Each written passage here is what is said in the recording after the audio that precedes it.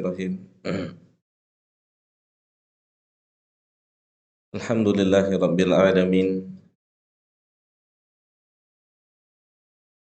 Wassalatu wassalamu atamani akmalani ala al-mab'uthi rahmatan lil alamin wa ala alihi wa ashabihi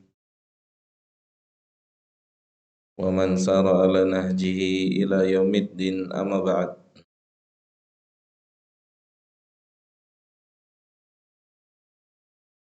Uhayyikum bi tahiyatil Islam. Assalamualaikum warahmatullahi wabarakatuh.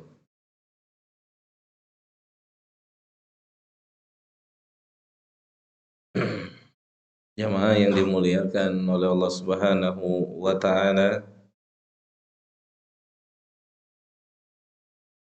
Alhamdulillah, segala puji milik Allah Subhanahu wa taala yang masih memberikan kita semua kesempatan untuk mengisi waktu kita dengan ketaatan-ketaatan yang semoga Allah Subhanahu wa taala berkenan memberikan kita semua kesempatan melakukan ketaatan panjang usia kita sampai kita meninggalkan dunia ini. Salawat dan salam semoga Allah Subhanahu wa taala senantiasa memberikan dan mencurahkan kepada Nabi kita tercinta, Nabi Muhammad sallallahu alaihi wasallam, pada keluarganya, kepada para sahabatnya, dan kepada siapa saja dari umatnya yang berusaha untuk mengikuti ajaran yang telah diajarkan oleh beliau sampai hari kiamat nanti. Nabi Muhammad sallallahu alaihi wa ala alihi wasallam bersabda dalam salah satu hadis yang datang dari sahabat Abdullah bin Amr dan juga datang dari sahabat Ibnu Abbas radhiyallahu taala anhuma. Beliau sallallahu alaihi wasallam, Nabi kita mengatakan, arba'un idza kunna fika fala 'alaika ma fataka minad dunya.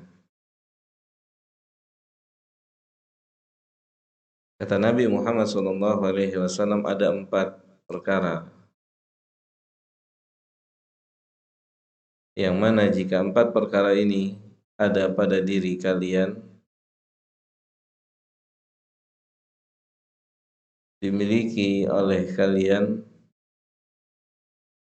maka luputnya dunia dan perbendaharaannya dari kalian adalah perkara yang ringan, perkara yang sepele, perkara yang kecil.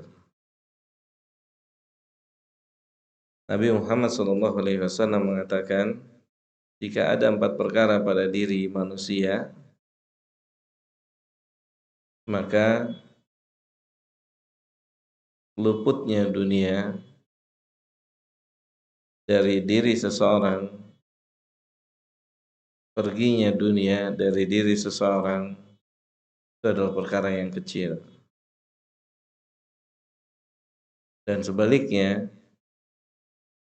jika seseorang memiliki dunia dan seisinya ini, Akan tapi tidak ada 4 sifat dalam dirinya, maka pada hakikatnya dia adalah tetap orang yang rugi, orang yang akan menyesal di suatu hari nanti. Nabi mengatakan 4 perkara itu adalah sidqul hadis. Yang pertama adalah senantiasa jujur di dalam berbicara. Senantiasa jujur di dalam berbicara. Karena apalah artinya pujian, pujaan jika datang dari lisan kita yang berbohong? Apa artinya jabatan, kedudukan, keuntungan saat berdagang jika itu semua kita peroleh dengan berbohong? Maka tidak ada artinya seluruh yang kita miliki, baik pujian, sanjungan, dunia, keuntungan, kedudukan, jabatan, jika itu semua diperoleh dengan kebohongan. Karena jika kebohongan adalah sebab seseorang memperoleh itu semua, maka apa yang diperoleh akan menjadi penyesalan saat berjumpa dengan Allah Subhanahu wa taala nanti. Apalah artinya kebahagiaan sementara jika harus menanggung hukuman yang sangat berat saat berjumpa dengan Allah Subhanahu wa taala jika kita berbohong, jika kita berdusta. Jadi yang pertama yang Nabi kita Muhammad SAW katakan, walaupun seseorang kehilangan atau tidak memiliki perbendaharaan dari dunia ini, tetapi jika dia dikenal sebagai orang yang selalu jujur, lihat apa yang diperoleh, apa yang didapatkan oleh Abu Bakar radhiyallahu taala anhu. Allah Subhanahu wa taala, Nabi kita Muhammad sallallahu alaihi wasallam mengapresiasi kejujuran yang selalu ada pada diri Abu Bakar, sehingga Abu Bakar diberikan gelar As-Siddiq, As-Siddiqul Akbar, orang yang selalu jujur.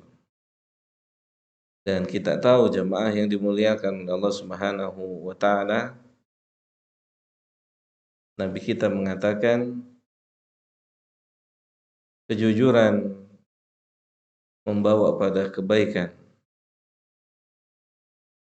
dan kebaikan menghantarkan seseorang kepada surganya Allah Subhanahu wa taala. Dan kemudian Nabi mengatakan tidaklah seseorang nantiasa berkata jujur, nantiasa berbicara jujur,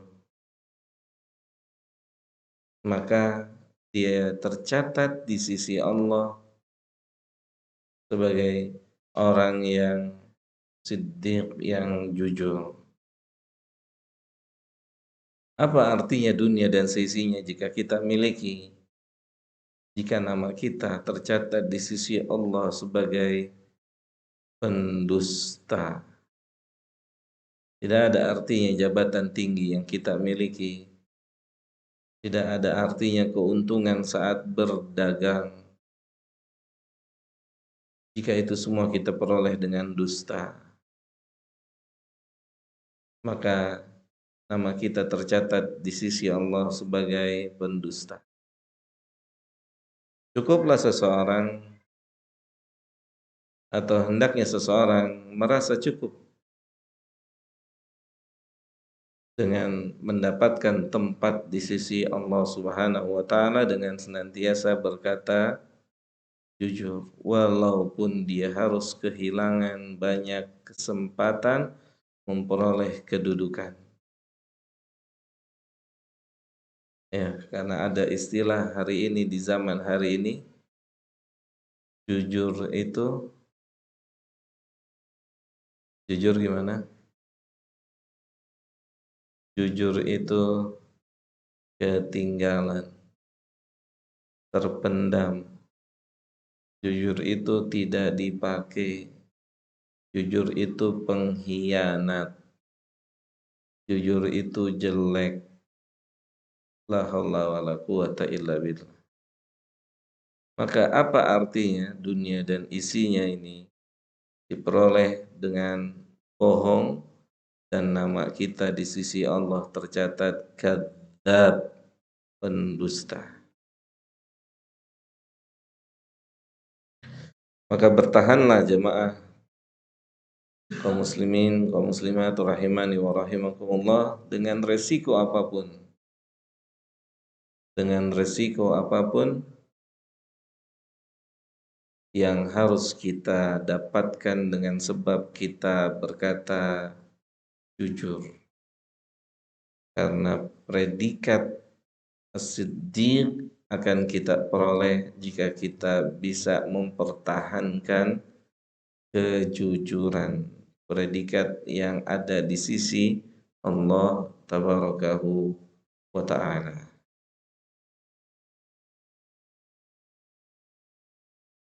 Mungkin sebagian orang senang memperoleh dunia dengan dusta, dengan bohong.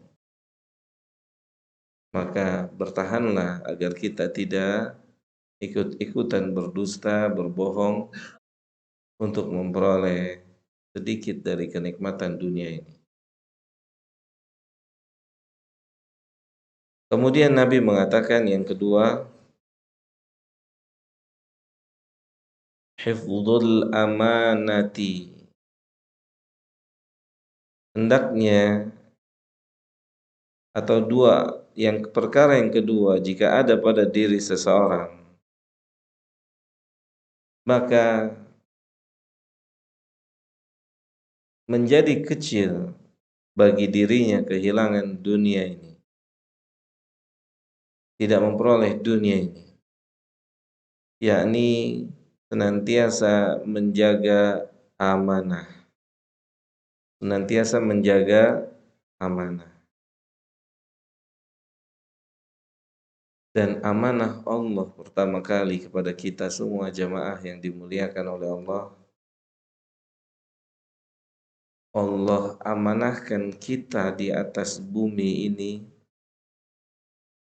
untuk beribadah. Jemaah yang dimuliakan oleh Allah Subhanahu wa taala. Ini amanah terbesar yang Allah berikan pada kita di atas muka bumi ini. Allah mengamanahkan kita di sini untuk beribadah. Bagaimana ayat yang kita hafal, sering kita dengar Ustadz menyampaikan ayat ini, wa ma khalaqtul jinna wal insa illa liya'budun. Ini amanah jemaah. Ini amanah dari Allah pada kita yang kita harus bertanggung jawab besok di hari kiamat. Seluruh waktu kita dituntut oleh Allah Subhanahu wa taala digunakan untuk beribadah. Karena di dunia ini adalah sekedarnya seharusnya, bukan menjadi tujuan. Apa artinya kebahagiaan? Apa artinya kemenangan sementara yang semu yang akan berakhir jika seseorang harus berhadapan dengan Allah, tidak sholat 5 waktu, atau tidak sholat berjamaah. Apa artinya kemenangan? Apa artinya kebahagiaan? Apa artinya kekayaan? Apa artinya kedudukan jika seseorang harus kehilangan pahala sholat berjamaah? Jika seseorang harus kehilangan kesempatan membaca huruf per huruf dari Al-Quran yang Allah Subhanahu wa taala atau Nabi Muhammad sallallahu alaihi wasallam pernah mengatakan, jamaah yang dimuliakan oleh Allah Subhanahu wa taala. Nabi mengatakan sallallahu alaihi wasallam, yang mana satu huruf dari ayat Al-Quran, satu huruf dari ayat Al-Quran, maka dia lebih baik dari dunia yang dimiliki oleh manusia. Nabi mengatakan sallallahu alaihi wasallam,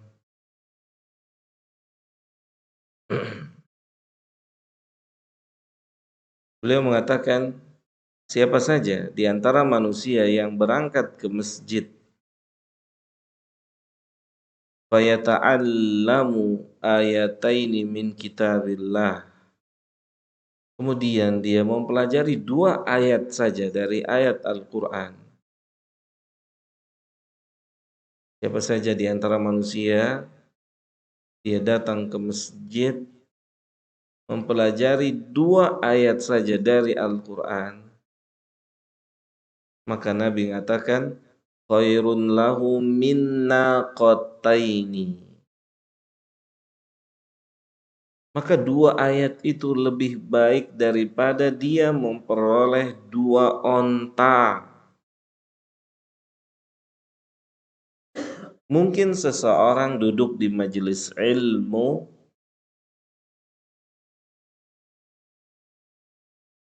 merasa kehilangan rizki dunia. Tetapi lihat apa yang dikatakan oleh Nabi. 2 ayat yang dipelajari oleh manusia lebih baik dari 2 onta yang dia peroleh jika dia harus tinggalkan majelis ilmu. Mungkin di waktu yang sama dia memperoleh dunia, tetapi dia kehilangan di waktu yang sama keutamaan dari 2 ayat Al-Quran. Nabi mengatakan, wa thalathun khairun min thalathin. Dan 3 ayat Al-Quran yang dipelajari oleh manusia itu lebih baik dari 3 ekor unta yang dia dapatkan jika dia harus meninggalkan pelajaran. Wa arba'un khairun min arba'. Dan 4 ayat Al-Quran yang dia pelajari lebih baik dari 4 ekor unta yang dia dapat.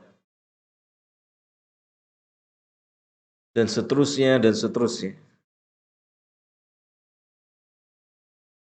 Semakin banyak seseorang mempelajari ayat-ayat Al-Quran, maka akan semakin beruntung seseorang. Dan seseorang yang memperoleh kehidupan, kemewahan, kenikmatan dunia,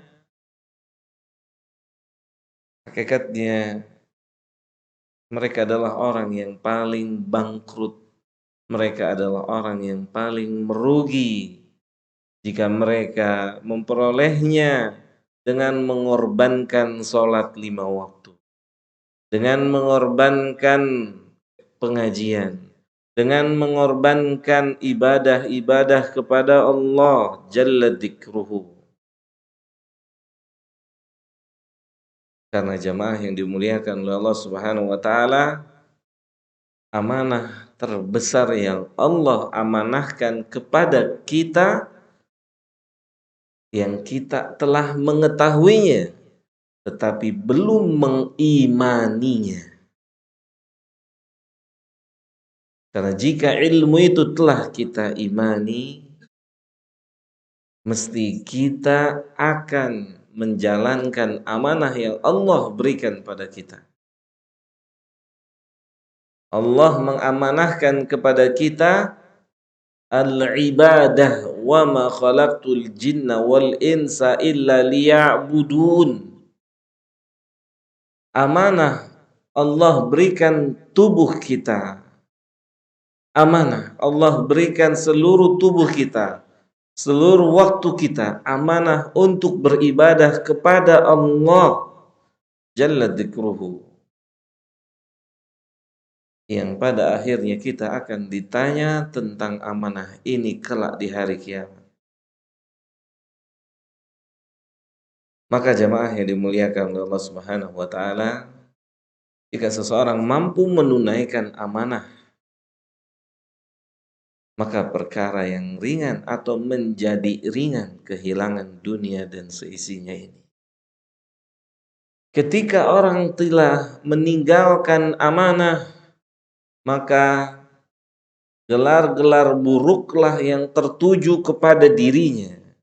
Baik dia dikatakan sebagai orang yang fasik, dia dikatakan pemaksiat, dia dikatakan begini dan begitu. Jika amanah telah hilang dalam diri seseorang.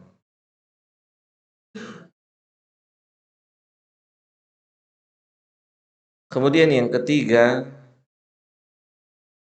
Nabi SAW mengatakan, wa husnul khuluqi. Menjadi ringan jika seseorang memiliki akhlak yang terbaik di atas permukaan bumi. Walaupun dia harus kehilangan dunia dan seisinya. Karena Nabi mengatakan, manusia yang paling dekat duduknya dengan beliau besok di hari kiamat adalah orang-orang yang memiliki akhlak yang terbaik. Tentunya orang-orang yang memiliki iman, cita-cita mereka adalah ingin duduk berdampingan dengan manusia yang terbaik, yaitu Nabi kita Muhammad Sallallahu Alaihi Wasallam. Maka apalah artinya dunia dan seisinya ini jika diperoleh dengan merampok, menipu, korupsi, dan seterusnya dari akhlak-akhlak yang tercela. Maka jika seseorang telah Allah berikan akhlakul karimah, maka ini lebih baik dari dunia dan seisinya. Maka ini lebih baik dari dunia dan seisinya, yang dia akan mengetahuinya kelak saat berjumpa dengan Allah Jalla dzikruhu.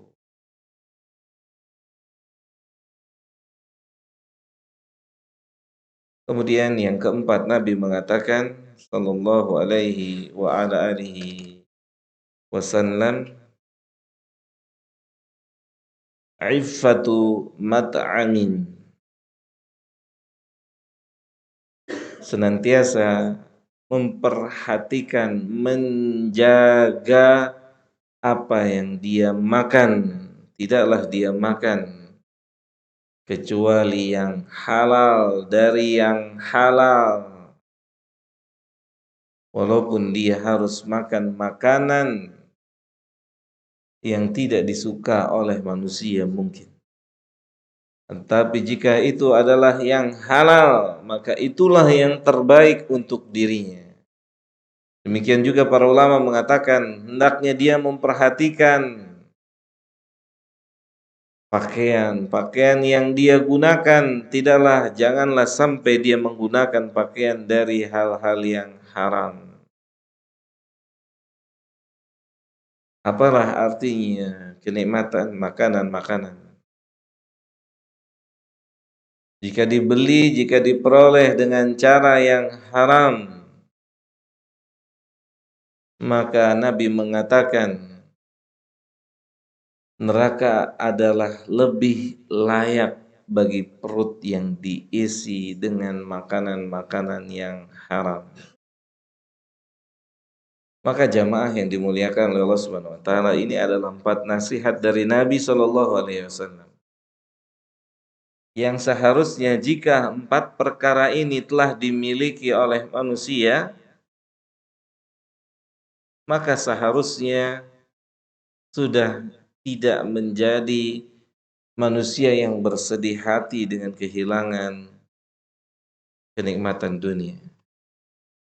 Karena jika 4 perangai ini ada dalam diri seseorang, maka kenikmatan hakiki menantikan dirinya di surga nanti.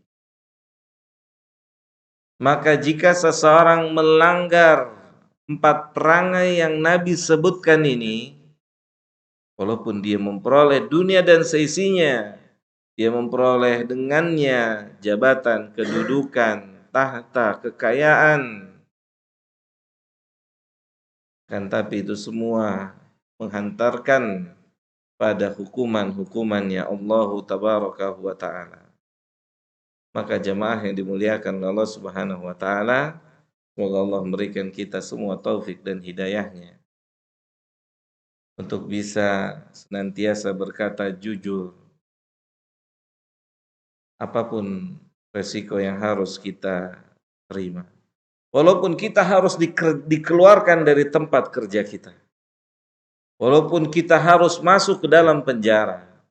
Walaupun resiko-resiko berat lainnya yang harus kita tanggung dengan jujur. Walaupun kita harus kehilangan dunia. Dan semoga Allah berikan kita semua taufik untuk senantiasa menjalankan amanah, terutama amanah terbesar yang Allah berikan pada kita, yaitu beribadah kepadanya dengan semaksimal mungkin. Amanah sebagai seorang bapa, amanah sebagai seorang istri, amanah sebagai seorang suami, sebagai anak dan seterusnya. Semoga Allah berikan kita kemampuan dan kesanggupan untuk menjalankan berbagai macam amanah yang telah diberikan kepada kita. Dan yang ketiga, semoga Allah berikan kita taufik untuk bisa berakhlakul karimah. Dan yang terutama adalah akhlakul karimah kepada Allah. Karena siapapun manusia yang dikatakan memiliki akhlakul karimah, tetapi dia tidak beribadah pada Allah, maka pada hakikatnya dia adalah makhluk yang paling tidak berakhlak.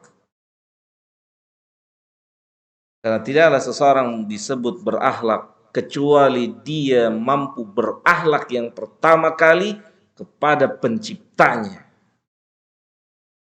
yaitu Allah tabaraka wa ta'ala. Walaupun seluruh manusia memuji, memuja, menyanjung siapapun di antara manusia dengan akhlaknya, dengan perangainya, tetapi dia tidak beribadah pada Allah, maka pada hakikatnya dia bukan orang yang berakhlakul karimah. Jadi tempatkanlah akhlakul karimah yang pertama pada tempatnya, yaitu berakhlak pada Allah, yaitu dengan menjalankan apa yang Allah perintahkan dan menjauhi, meninggalkan apa yang Allah larang. Dan yang keempat, semoga Allah berikan kita semua taufik dan hidayahnya untuk senantiasa tidak memasukkan makan dan minum ke dalam tubuh kita kecuali yang halal. Semoga Allah berikan kita semua taufik dan hidayah untuk mentaati Allah Subhanahu wa taala sampai akhir usia kita masing-masing. Mungkin ini yang bisa kita sampaikan, kurang lebihnya mohon maaf. Wassallallahu ala nabiyyina Muhammadin wa ala alihi wa sahbihi ajma'in. Subhanakallahumma bihamdika asyhadu an la ilaha illa anta astaghfiruka wa atubu ilaika. Assalamualaikum warahmatullahi wabarakatuh.